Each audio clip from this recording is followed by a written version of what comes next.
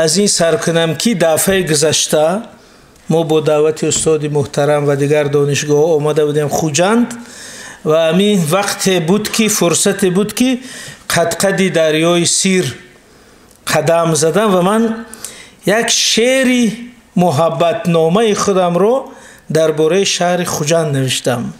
برای همین میخوام که از همین آغاز کنم بعد رایم روی موضوع، چون اون وقت همین خیلی بود که همین یک هلال زیبا بالای دریا ده یک سایه زرحلی داشت که به همین بالای شهر پهن میشد.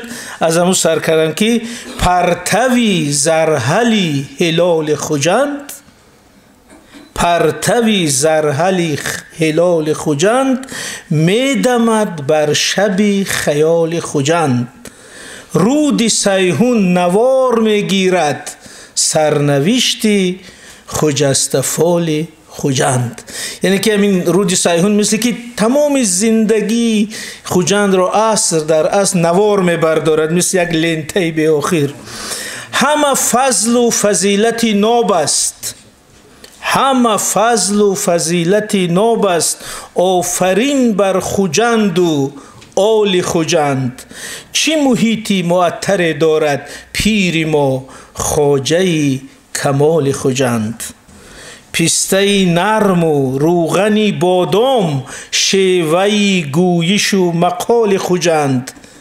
قد تاریخ سخت کوتاه است، پیش تاریخی ماه و سال خوجند. ایناشو بعد بازدید از قلعه خوجند. ترک و تاجیک و عارف و عاشق همه مستند از جمال خوجند. به طراز جهان ملقب شد، آب و اقلیم و اعتدال خوجند.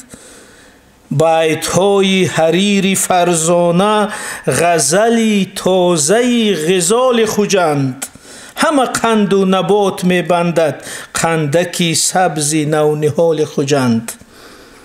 خاکی پایش به دیده بردارم، روز شکرانه وصال خوجند. که نیروز باز نصیب شد، یا رب از هر گزند امین باد، روزگارانی به زوال خوجند. این یک سپاسنامه من به شما برای محبت ها، برای نمین احترام